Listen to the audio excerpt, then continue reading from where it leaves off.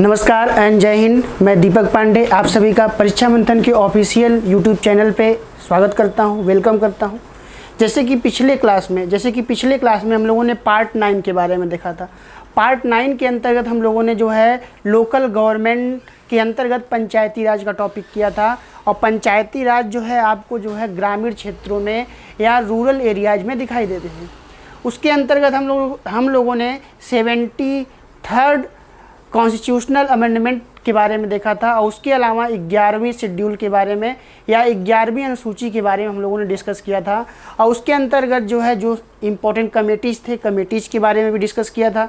उसके अलावा जो इम्पोर्टेंट आर्टिकल्स थे उसके बारे में, उसके अलावा जो भी उसके कंपोजिशन से सभी प्रकार के मुद्दों के बारे में हम लोगों ने पिछले क्लास में पंचायती राज के अंतर्गत डिस्कस किया। आज हम लोग शहरी क्षेत्र के अंतर्गत, अगर आप शहरी क्षेत्र के अंतर्गत आएंगे, शहरी क्षेत्र या अर्बन एरिया, शहरी क्षेत्र या अर्बन एरिया के अंतर्गत अगर आप आएंगे तो शहरी क्षेत्र में आपको जो है नगर पालिका या म्यूनिसिपल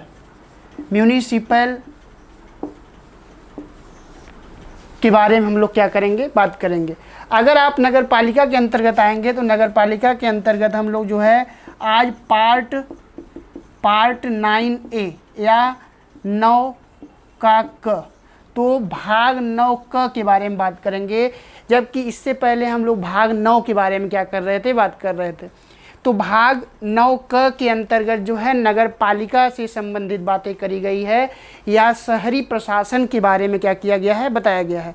तो अगर आप आएंगे तो जो पार्ट 9A है, पार्ट 9A के अंतर्गत किसके बारे में बताया गया है, नगर पालिका के बारे में, नगर निगम या जो है नगर पंचायत के बारे में चीज़ें क्या करी गई हैं, बताई गई हैं। उसके अलावा अगर आपको याद होगा तो हम लोगों ने ग्राम पंचायत के संदर्भ में या पंचायती राज के संदर्भ में 73rd अमेंडमेंट के बारे में या 73वां संविधान संशोधन के बारे में बात किया था। जबकि शहरी क्षेत्र के अंतर्गत जो है नगर पंचायत या नगर पालिका के अंतर्गत हम लोग जो है 74th कॉन्स्टिट्यूशनल अमेंडमेंट एक्ट 1992 या 74वां संविधान संशोधन अधिनियम 1992। तो अगर आप आएंगे 74वां संविधान संशोधन 1992 पे अगर आप आएंगे तो इसके संबंध में जो है हम लोग क्या करेंगे, आज चर्चा करेंगे कि 74वां संविधान संशोधन के अंतर्गत आखिर जो है क्या क्या चीज़ें करी गई। अगर आप आएंगे तो 74वां संविधान संशोधन के अंतर्गत नगरीय प्रशासन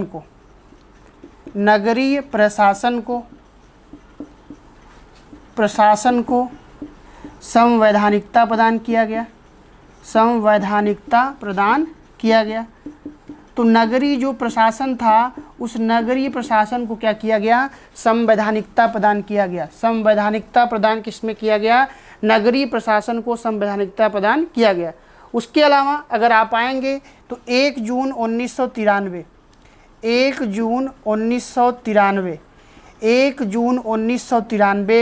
को इसे लागू किया गया, लागू कर दिया गया। तो 1 जून 1993 को इसे भारत में क्या किया गया, लागू कर दिया गया। नगर के स्तर पे या अर्बन के स्तर पे या शहरी क्षेत्र के स्तर पे इसे क्या किया गया, लागू किया गया। उसके अलावा अगर आप आएंगे तो इसी के अंतर्गत जो है पार्ट 9A, अभी हम लोगों ने देखा कि पार्ट 9A के अंतर्गत नगरीय प्रशासन के बारे में क्या किया गया है, बात किया गया है। उसके अलावा 74वां संविधान संशोधन के द्वारा इसमें 18 नए अनुच्छेद जोड़े गए। 18 नए अनुच्छेद क्या किए गए, जोड़े गए। 18 नए अनुच्छेद जोड़े गए। और अगर आपको जो है पंचायती राज में याद होगा तो पंचायती राज के अंतर्गत हम लोगों ने देखा था कि 73वां संविधान संशोधन के द्वारा 16 नए अनुच्छेदों को जोड़ा गया था। जबकि 74वां संविधान संशोधन के द्वारा कितने अनुच्छेद जोड़े गए, 18 नए अनुच्छेदों को क्या किया गया, जोड़ा गया। नोट डाउन कर लीजिएगा, फिर हम लोग आगे चलते हैं।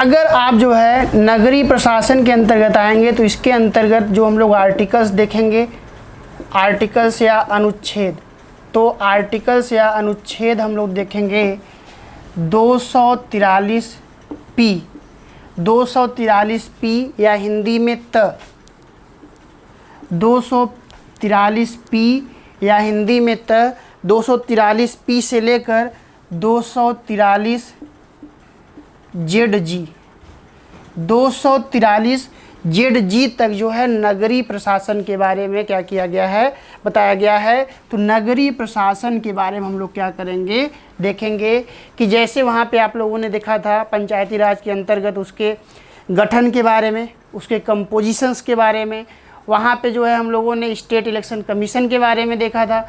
उसके अलावा हम लोगों ने उसके प्राधिकार राइट वाइट के बारे में देखा था। ये सारी चीज़ें जो है हम लोग क्या करेंगे, इसके अंतर्गत भी हम लोग देखेंगे।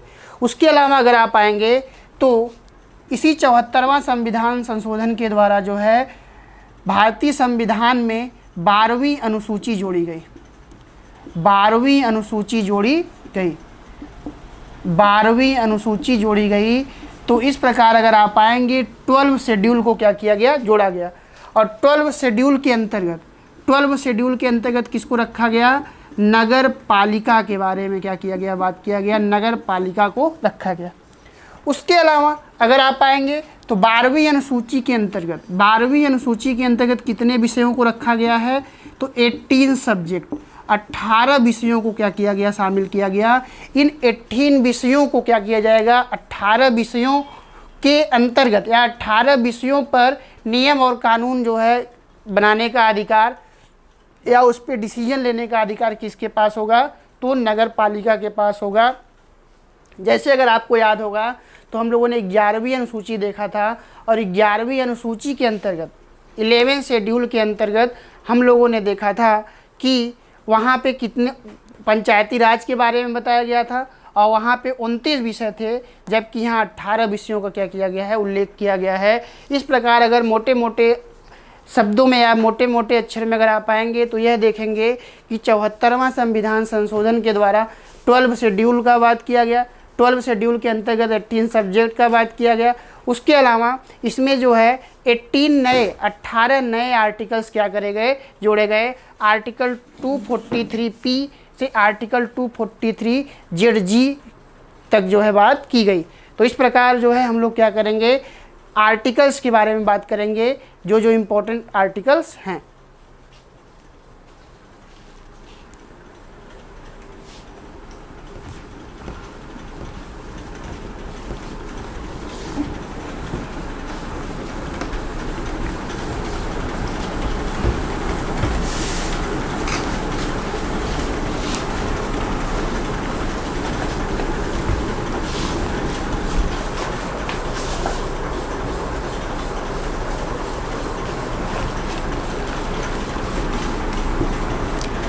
अनुच्छेद 243 पी, तो 243 पी के अंतर्गत अगर आप आएंगे तो 243 पी के अंतर्गत डिफिनीशन दिया गया है, परिभाषा दिया गया है।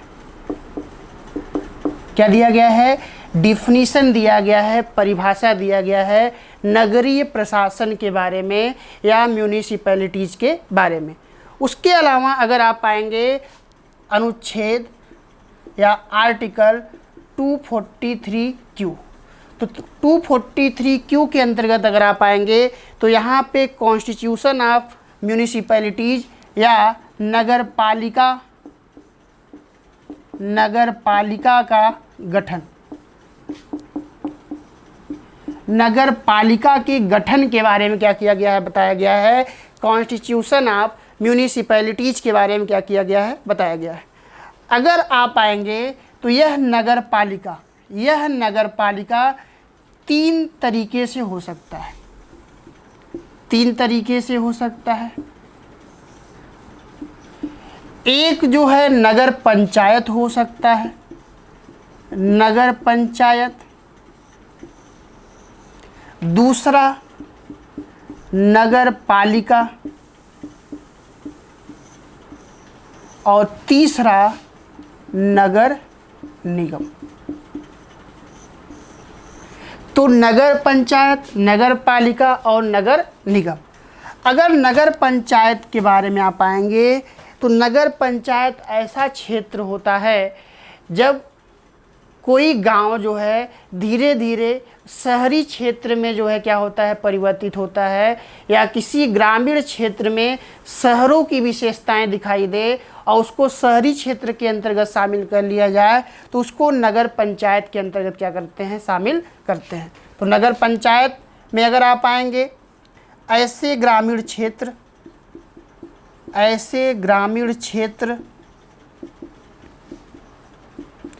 जो शहरी क्षेत्रों में परिवर्तित हो रहे हो। कौन से क्षेत्रों में परिवर्तित हो रहे हो? तो शहरी क्षेत्रों में क्या हो रहे हो, परिवर्तित हो रहे हो। तो वैसे क्षेत्रों को या वैसे क्षेत्रों में नगर पंचायत का गठन किया जाता है। उसके अलावा अगर आप आएंगे नगर पालिका या नगर पालिका परिषद, तो नगर पालिका परिषद जो है छोटे शहरों या छोटे सिटीज़ में जो है क्या किया जाता है, नगर पालिका परिषद का छोटे शहरों में जो है गठन किया जाता है। छोटे शहरों में गठन किया जाता है। और बड़े शहरों में नगर निगम का गठन किया जाता है। नगर निगम का गठन किया जाता है। किसका गठन किया जाता है? तो नगर निगम का गठन किया जाता है। अगर आप आएंगे तो 1687-88 में भारत में पहला नगर निगम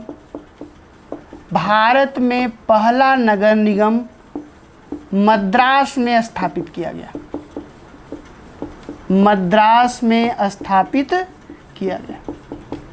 तो नगर निगम जो मेट्रोपॉलिटन सिटीज़ में क्या होता है, दिखाई देता है। तो नगर निगम अगर आप आएंगे तो सबसे पहला नगर निगम मद्रास में जो है 1687 से 88 ईस्वी में क्या किया गया, बनाया गया। उसके अलावा अगर आप आएंगे तो 1726 में बम्बई और कलकत्ता में नगर निगम का गठन किया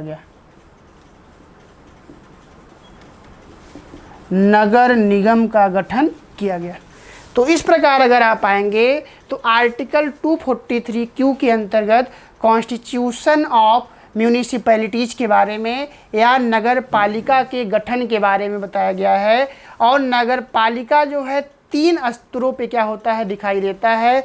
अलग अलग शहरों में इसको अलग अलग नामों से क्या किया जाता है, बुलाया जाता है। अगर जो है ऐसा क्षेत्र जो ग्रामीण क्षेत्र है और वहाँ की विशेषताएं धीरे धीरे जो है शहरी क्षेत्रों में परिवर्तित हो रही हों या शहरी क्षेत्रों की विशेषताएं दिखाई दे रही हों, तो उस क्षेत्र में जो है नगर पंचायत का गठन किया जाता है। उसके अलावा अगर आप जो है छोटे शहरों में जाएंगे तो वहाँ नगर पालिका परिषद का गठन किया जाता है। और अगर आप बड़े शहरों में जाएंगे, दिल्ली, मुंबई, कोलकाता, चेन्नई, तो वहाँ पे आपको जो है नगर निगम जो है दिखाई देगा। भारत में सबसे पहले 1687 से 88 में मद्रास में क्या किया गया, नगर निगम स्थापित किया गया। उसके बाद 1726 में बम्बई और कलकत्ता में भी नगर निगम का गठन किया गया। नोट डाउन कर लीजिएगा, फिर हम लोग आगे चलते हैं।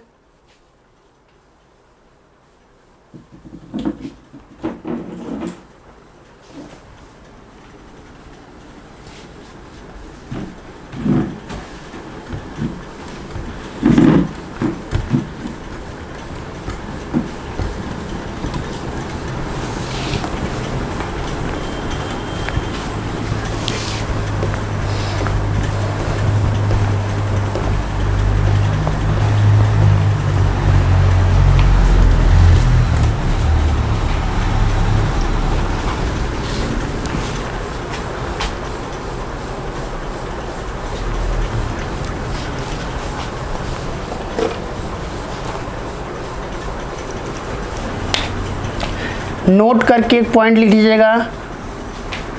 ऐसे नगरीय क्षेत्र, ऐसे नगरीय क्षेत्र जिसे राज्यपाल द्वारा, जिसे राज्यपाल द्वारा,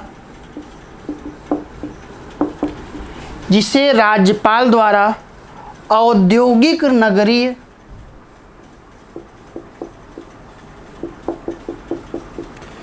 औद्योगिक नगरीय क्षेत्र, औद्योगिक नगरीय क्षेत्र घोषित किया गया हो,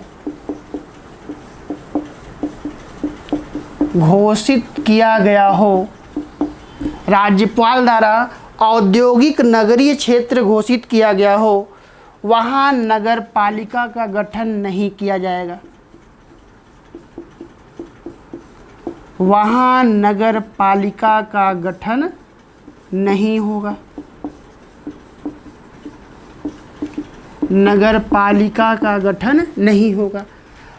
ऐसा नगरीय क्षेत्र जिसे गवर्नर के द्वारा, राज्यपाल के द्वारा औद्योगिक नगरीय क्षेत्र या जो है इंडस्ट्रियल टाउनशिप घोषित किया गया हो, तो वैसे क्षेत्र जो है वहाँ पे जो है नगर पालिका का गठन नहीं किया जाएगा। इसको क्या करना है, आपको ध्यान में रखना है, वैसे क्षेत्रों में नगर पालिका का गठन नहीं किया जाएगा।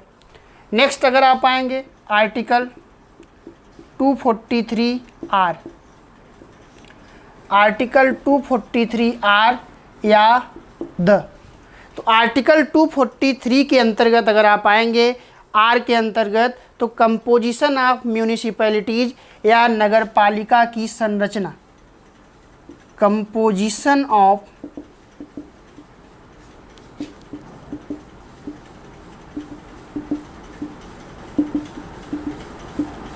कंपोजिशन ऑफ म्यूनिसिपैलिटीज या नगर पालिका की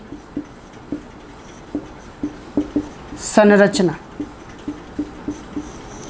नगर पालिका की संरचना। तो नगर पालिका की संरचना के अंतर्गत अगर आप आएंगे तो प्रत्येक नगर पालिका क्षेत्र को, प्रत्येक नगर पालिका क्षेत्र को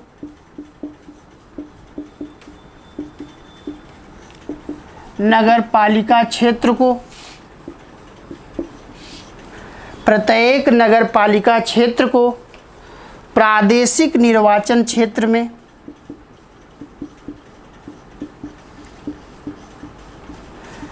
प्रादेशिक निर्वाचन क्षेत्र में प्रादेशिक निर्वाचन क्षेत्र में बांटा जाता है, प्रादेशिक निर्वाचन क्षेत्र में बांटा जाता है, और जिसे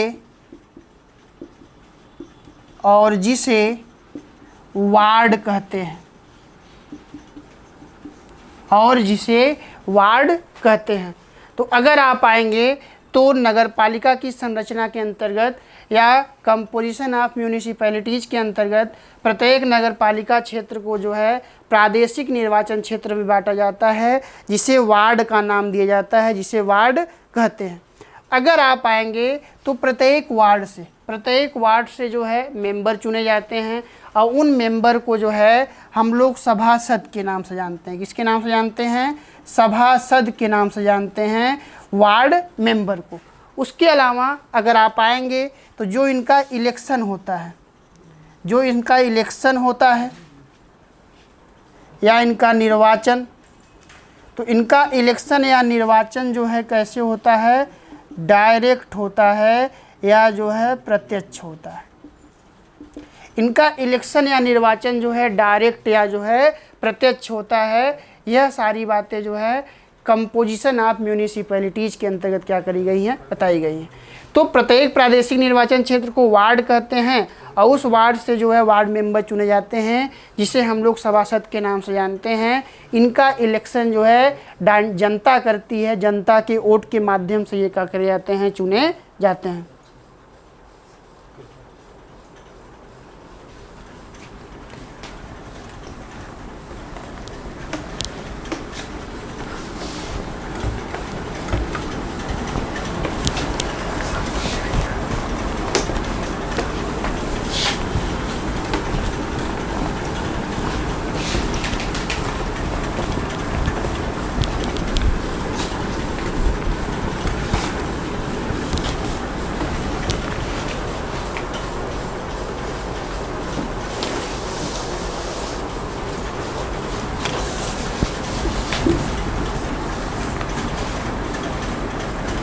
अनुच्छेद 243S।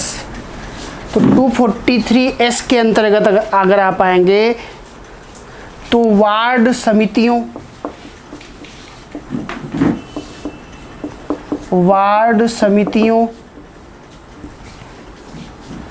आदि का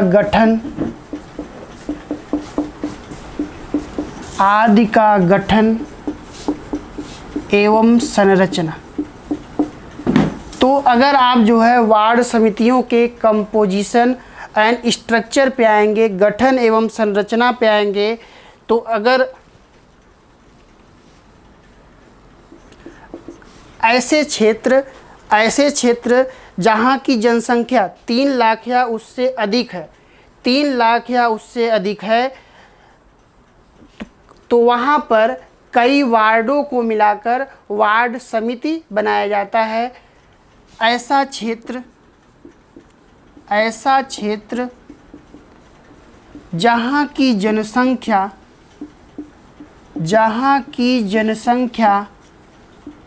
3 लाख या उससे अधिक है,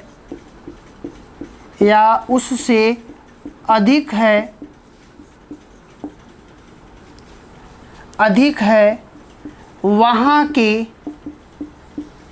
सभी वार्डों को मिलाकर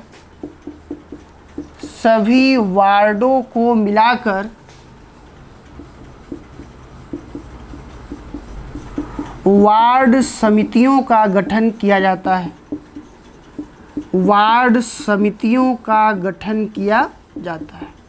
तो वार्ड समितियों का गठन जो है क्या किया जाता है ऐसा क्षेत्र जहाँ की जनसंख्या या जहाँ की पॉपुलेशन 3 लाख या उससे अधिक है, वहाँ के सभी वार्डों को मिलाकर वार्ड समितियों का जो है क्या किया जाता है, गठन किया जाता है। नेक्स्ट अनुच्छेद 243T। तो 243T के अंतर्गत अगर आप आएंगे तो इसके अंतर्गत स्थानों का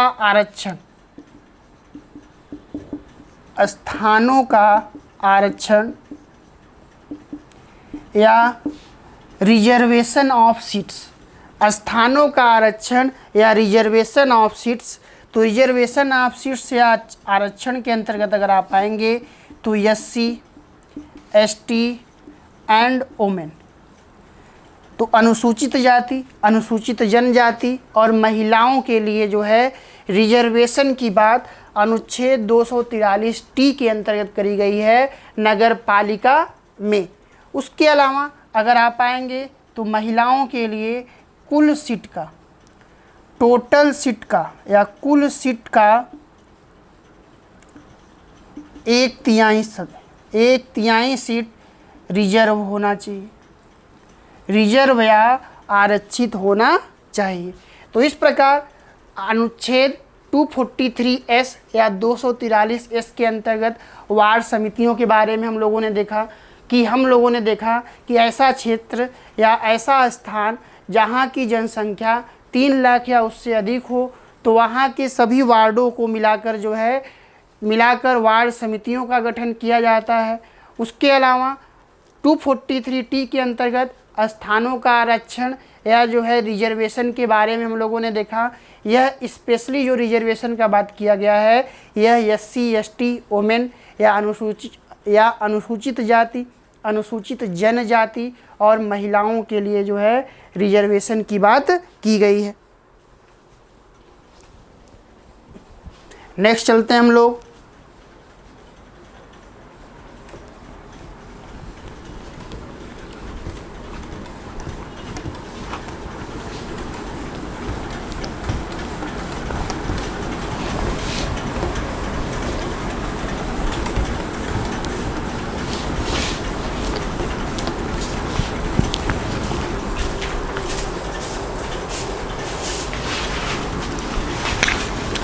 अनुच्छेद 243U 243U के अंतर्गत अगर आप आएंगे तो नगर पालिका की अवधि के बारे में बताया गया है। नगर पालिका की अवधि के बारे में क्या किया गया है, बताया गया है। तो नगर पालिका की अवधि या ड्यूरेशन ऑफ म्यूनिसिपैलिटीज, तो नगर पालिका की अवधि के बारे में अगर आप आएंगे तो जो इसकी अवधि होती है 5 ईयर, कितना होता है, 5 वर्षों का होता है। और इसका विघटन जो है 5 वर्षों से पहले भी जो है हो सकता है, लेकिन इसका ड्यूरेशन अगर आप आएंगे तो इसका ड्यूरेशन जो है कितने वर्षों का होता है, तो 5 वर्षों की इसकी ड्यूरेशन होती है। नेक्स्ट अनुच्छेद 243V, 243V के अंतर्गत अगर आप आएंगे तो disqualification of membership, disqualification of membership, तो डिसक्वालिफिकेशन ऑफ मेंबरशिप या सदस्यों की निरहता,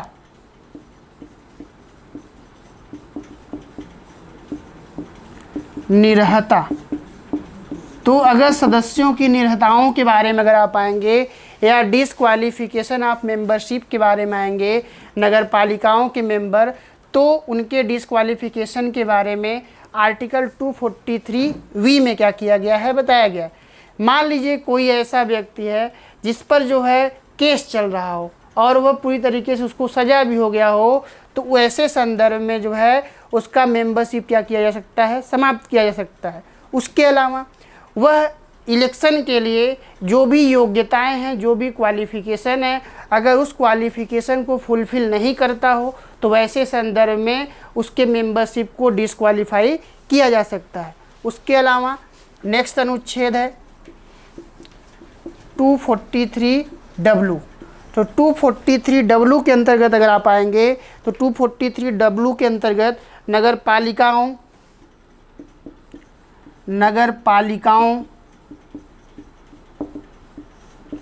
आदि की शक्तियां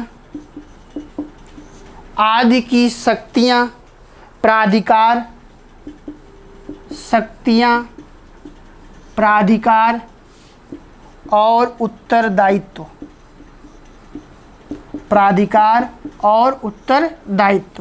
तो 243W के अंतर्गत नगर पालिकाओं आदि की शक्तियों के बारे में, प्राधिकार के बारे में, अथॉरिटी के बारे में और उसके अलावा उत्तरदायित्व के बारे में क्या किया गया है, बताया गया है। अगर आपको याद होगा तो हम लोगों ने अभी 12वीं अनुसूची के बारे में क्या किया गया, बात किया। और 12वीं अनुसूची के अंतर्गत जो है कितने विषयों को रखा गया है, तो 18 सब्जेक्ट, 18 विषयों को या 18 सब्जेक्ट को रखा गया है। और इन 18 विषयों पर जो है नगर पालिका के पास यह पावर है, यह शक्ति है, यह प्राधिकार उसको दिया गया है कि वह उस पर जो है किसी प्रकार का डिसीजन क्या कर सकती है, ले सकती है। उसके अलावा नेक्स्ट है अनुच्छेद 243X, तो अनुच्छेद 243X के अंतर्गत जो है नगर पालिका द्वारा कर अधिरोपित किए जाने का प्रावधान,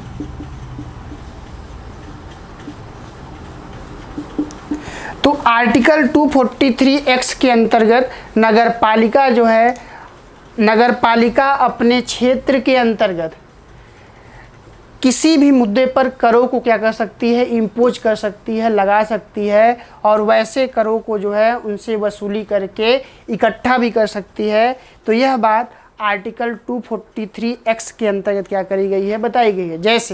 जैसे मान लीजिए कि शहरों में या जो है सिटीज़ में किसी प्रकार का फेस्टिवल होता है या किसी प्रकार का मेला लगता है, तो वैसे मेला पर जो है टैक्स लगाने का अधिकार किसके पास होगा, नगर पालिका पर होगा, और उसको वसूलने का भी अधिकार किसके पास होगा, तो म्यूनिसिपैलिटीज़ के पास होगा, नगर पालिका के पास होगा।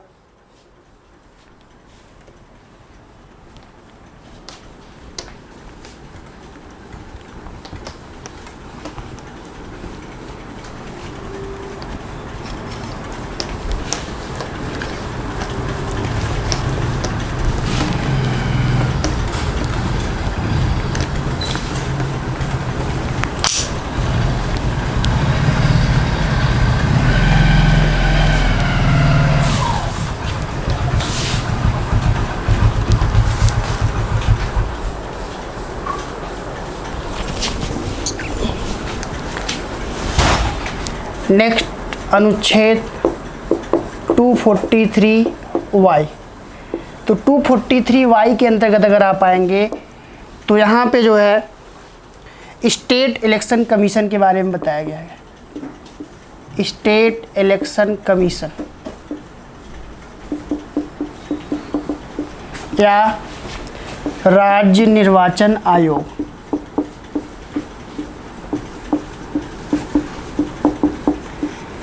स्टेट इलेक्शन कमीशन या राज्य निर्वाचन आयोग। तो स्टेट इलेक्शन कमीशन या राज्य निर्वाचन आयोग के अंतर्गत अगर आप आएंगे तो वहाँ पे हम लोगों ने पंचायती राज के अंतर्गत भी देखा था कि वहाँ पे जो है राज्य निर्वाचन आयोग को क्या किया गया था, गठन किया गया था।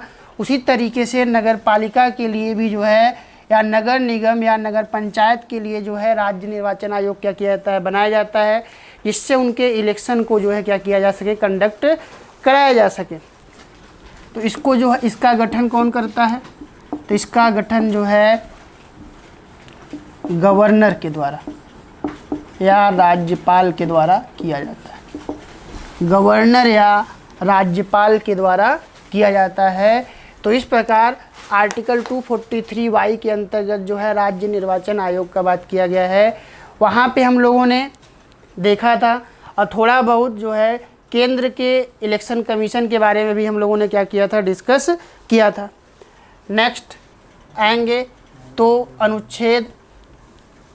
नेक्स्ट अनुच्छेद है अनुच्छेद 243ZD।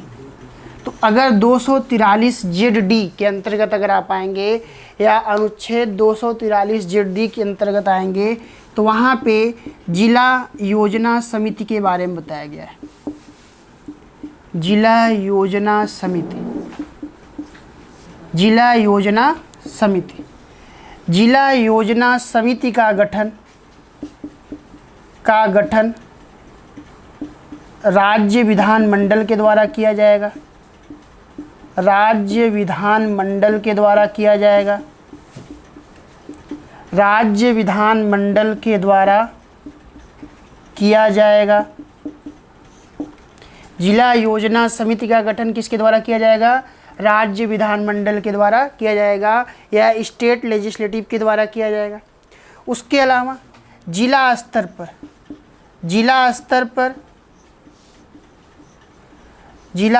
पर योजनाओं के निर्माण के लिए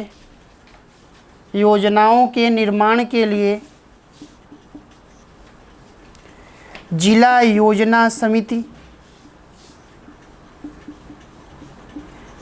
योजना समिति का गठन किया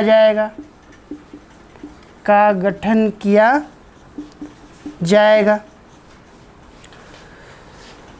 जिला योजना समिति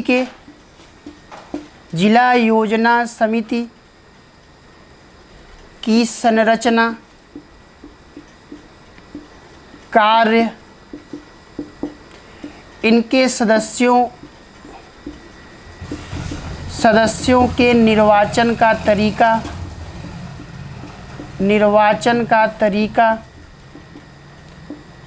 अध्यक्ष के निर्वाचन का तरीका, ये सभी अधिकार किसके पास होंगे, तो ये सभी अधिकार जो है राज्य विधानमंडल के पास होगा। राज्य विधानमंडल के पास जो है होगा ये सभी अधिकार कि जिला योजना समिति की संरचना, स्ट्रक्चर, कार्यवर्ग, सदस्यों के निर्वाचन का तरीका, अध्यक्ष के निर्वाचन का तरीका, ये सभी जिम्मेवारी या ये सभी अधिकार जो है किसके पास होगा, तो राज्य विधानमंडल के पास होगा। तो जिला योजना समिति के बारे में हम लोगों ने आर्टिकल 243ZD के अंतर्गत क्या किया, देखा। इसके अंतर्गत हम लोगों ने देखा किसकी संरचना, कार्य, सदस्यों के निर्वाचन का तरीका, अध्यक्ष के निर्वाचन का तरीका और जिला योजना समिति का केंद्रीय स्तर पर, जिला स्तर पर अगर आप आएंगे तो इसका जो है गठन किसके द्वारा किया जाता है? राज्य विधानमंडल के द्वारा किया जाता है। और जिला स्तर पर योजनाओं के निर्माण के लिए जिला योजना समिति का गठन किया जाएगा। ये सारी बातें जो है किस में बताई गई है? 243ZD के अंतर्गत बताई गई है। जैसे जो है जिला स्तर पे जिला योजना समिति होता है, उसी तरीके से अगर आप आएंगे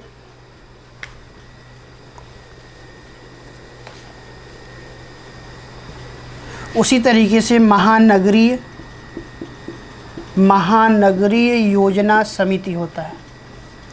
महानगरीय योजना समिति, तो महानगरीय योजना समिति के अंतर्गत अगर आप आएंगे तो महानगरीय योजना समिति के अंतर्गत महानगर के स्तर पर जो है महानगरीय योजना समिति का गठन किया जाता है। महानगरीय योजना समिति का गठन जो है राज्य विधानमंडल के द्वारा, जिस राज्य में होता है उस विधानमंडल के द्वारा किया जाता है। उसके अलावा महानगरीय योजना समिति की संरचना, कार्य, इसके सदस्यों के निर्वाचन का तरीका, अध्यक्ष के निर्वाचन का तरीका, ये सारी चीज़ें जो हैं किसके पास अधिकार होता है? तो राज्य विधानमंडल के पास यह अधिकार होता है। तो इस प्रकार अगर आप आएंगे तो हम लोगों ने आज के क्लास में, आज के लेक्चर में हम लोगों ने नगरीय प्रशासन के बारे में बात किया। किसके बारे में? नगरीय प्रशासन के अंतर्गत नगर पंचायत, नगर पालिका परिषद और नगर निगम जैसे मुद्दों के बारे में हम लोगों ने क्या किया? डिस्कशन किया। और इम्पॉर्टेंट आर्टिकल्स के बारे में हम लोगों ने क्या किया? बात किया। अब हम लोग का जो टॉपिक है, आगे की क्लास में कौन कौन सा टॉपिक हम लोग करेंगे,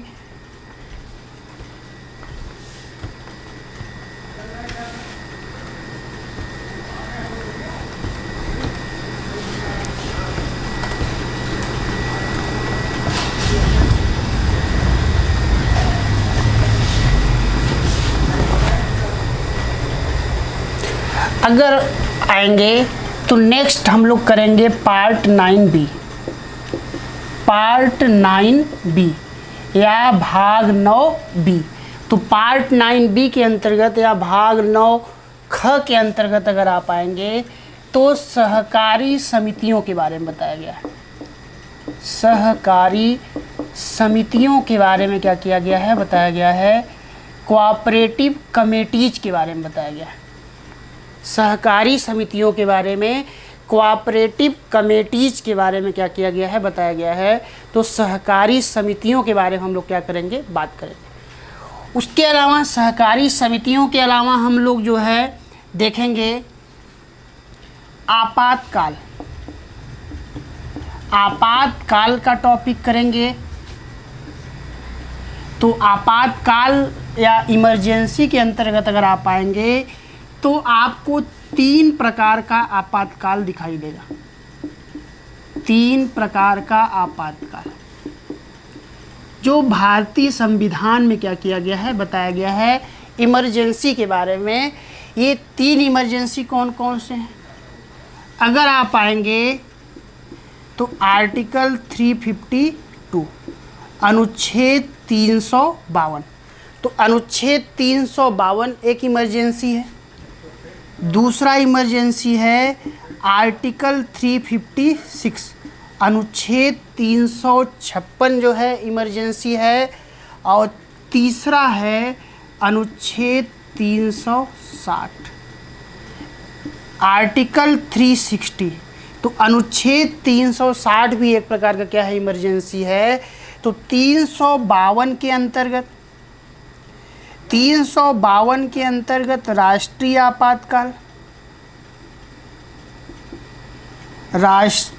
आपातकाल, नेशनल इमरजेंसी। 356 के अंतर्गत राष्ट्रपति शासन, प्रेसिडेंट रूल। और 360 के अंतर्गत, अनुच्छेद 360 के अंतर्गत वित्तीय आपातकाल। वित्तीय आपातकाल या जो है फिनेंशियल इमरजेंसी के बारे में क्या किया गया है, बताया गया। तो 9B करने के बाद, सहकारी समितियों कोऑपरेटिव कमेटीज करने के बाद हम लोग जो है इमरजेंसी का टॉपिक करेंगे। नेशनल इमरजेंसी 352 देखेंगे, 356 प्रेसिडेंट रूल के बारे में, राष्ट्रपति शासन के बारे में देखेंगे, 360 में जो है वित्तीय आपातकाल या जो है फिनेंशियल इमरजेंसी के बारे में हम लोग देखेंगे। सामान्यतः यहाँ से क्वेश्चन कैसे पूछा जाता है, एक क्वेश्चन यह सबसे पहले पूछ देता है कि इमरजेंसी को कौन से पार्ट में रखा गया है। पहला क्वेश्चन अगर आप प्रीवियस ईयर का पेपर उठा के देखेंगे तो क्वेश्चन पूछा गया है। उसके अलावा सीधे सीधे क्वेश्चन आपसे पूछ देता है कि कौन से आर्टिकल में नेशनल इमरजेंसी का बात किया गया है या राष्ट्रीय आपातकाल की बात की गई है। बेसिक स्तर पे तीसरा प्रश्न, कौन से आर्टिकल में प्रेसिडेंट रूल के बारे में बताया गया है और कौन से आर्टिकल में फिनेंशियल इमरजेंसी के बारे में या वित्तीय आपातकाल के बारे में बताया गया। उसके अलावा नेशनल इमरजेंसी लगाने का तरीका क्या क्या है, आखिर वो कौन कौन से कारण हैं कि उस कारण के आधार पर जो है देश में नेशनल इमरजेंसी घोषित किया जा सकता है या उसकी घोषणा की जा सकती है। तो अगर युद्ध, बाह्य आक्रमण, सशस्त्र विद्रोह, तो युद्ध, बाह्य आक्रमण अगर आप आएंगे तो युद्ध के आधार पर, आप आएंगे तो बाह्य आक्रमण के आधार पर, आप आएंगे तो सशस्त्र विद्रोह के आधार पर, सशस्त्र विद्रोह के आधार पर, सशस्त्र विद्रोह के आधार पर, इन तीन आधारों पर आर्टिकल 352 के अंतर्गत नेशनल इमरजेंसी की घोषणा भारत में की जा सकती है। युद्ध के आधार पर, किसी देश से युद्ध हो जाए तो वैसे आधार पर जो है नेशनल इमरजेंसी घोषित किया जा सकता है। उस युद्ध से प्रभावित क्षेत्र में या पूरे भारत क्षेत्र में नेशनल इमरजेंसी घोषित किया जा सकता है या डिक्लेयर किया जा सकता है। बाह्य आक्रमण के बेसिस पे, सशस्त्र विद्रोह के बेसिस पे। सशस्त्र विद्रोह जो है, पहले सशस्त्र विद्रोह के स्थान पे आंतरिक अशांति शब्द था। इस आंतरिक अशांति के आधार पर पहले जो है क्या किया जाता था, या 1975 का नेशनल इमरजेंसी क्या किया गया था, घोषित किया गया था या डिक्लेयर किया गया था। लेकिन बाद में 44 अमेंडमेंट 1978 के द्वारा, 44वां संविधान संशोधन 1978 के द्वारा क्या किया गया, आंतरिक अशांति शब्द को हटा दिया गया। आंतरिक अशांति शब्द को हटा दिया गया और इसके स्थान पर सशस्त्र विद्रोह शब्द को क्या कर दिया गया, रख दिया गया। तो सशस्त्र विद्रोह जो है शब्द को क्या कर दिया गया, रख दिया गया। तो करंट में आंतरिक अशांति शब्द नहीं है बल्कि सशस्त्र विद्रोह शब्द है। इसके आधार पर नेशनल इमरजेंसी क्या किया जा सकता है, डिक्लेयर किया जा सकता है। उसके अलावा हम लोग देखेंगे कि जब 352 का प्रयोग किया जाता है, नेशनल इमरजेंसी का प्रयोग किया जाता है, तो उस समय जो है क्या इम्पैक्ट पड़ता है, उस समय क्या इम्पैक्ट पड़ता है राज्य विधानमंडल पर या उस राज्य में या पूरे देश में, क्या जो है कौन सा रूल होता है, कौन सा रूल उस पर इम्प्लीमेंट होता है। वैसे क्षेत्रों में व्यक्तियों के फंडामेंटल राइट्स का वायलेशन होता है या वायलेशन नहीं होता है। तो वैसे सारे टॉपिक्स हम लोग क्या करेंगे, बात करेंगे। उसके अलावा आर्टिकल 356 जो है किस आधार पर लगाए जाते हैं, तो आर्टिकल 356 या प्रेसिडेंट रूल पे अगर आप आएंगे तो यह जो है किसी भी राज्य में संवैधानिक तंत्र या संवैधानिक मशीनरी पूरी तरीके से अगर क्या हो जाए, फेल्योर हो जाए, संवैधानिक तंत्र क्या हो जाए, फेल हो जाए, तो संवैधानिक तंत्र फेल होने की स्थिति में आर्टिकल 356 का जो है क्या किया जाता है, प्रयोग किया जाता है और वहाँ पे प्रेसिडेंट रूल क्या किया जाता है, डिक्लेयर कर दिया जाता है। उस समय जिस राज्य में प्रेसिडेंट रूल लगाया जाता है, राष्ट्रपति शासन का प्रयोग किया जाता है, उस राज्य की विधायिका पर क्या प्रभाव पड़ता है और वहाँ के लोगों के फंडामेंटल राइट पर क्या प्रभाव पड़ता है, ये सारे मुद्दे हम लोग इसके अंतर्गत क्या करेंगे, बात करेंगे।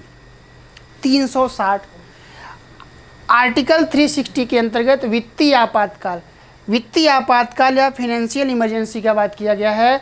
फिनेंशियल इमरजेंसी का मतलब कि गवर्नमेंट का या उस देश की ये स्थिति हो जाए कि वह अपने रोज़मर्रा के खर्चों को चलाने के लिए भी उसके पास जो है वित्त का क्या हो जाए, अभाव हो जाए या फिनेंस क्राइसिस हो जाए, तो वैसे संदर्भ में फिनेंशियल इमरजेंसी को डिक्लेयर किया जा सकता है। भारत में अभी तक एक भी बार फिनेंशियल इमरजेंसी को डिक्लेयर नहीं किया गया है। तो ये सारे टॉपिक्स जो है हम लोग क्या करेंगे, पहले पार्ट 9B सहकारी समितियों के बारे में कल के लेक्चर में देखेंगे, उसके बाद इमरजेंसी का टॉपिक्स क्या करेंगे, हम लोग करेंगे। तो थैंक यू, धन्यवाद, जय हिंद। आज हम लोग का क्लास यहीं तक। नेक्स्ट वीडियो में हम लोग इन सारे टॉपिक्स को क्या करेंगे, डिस्कस करेंगे।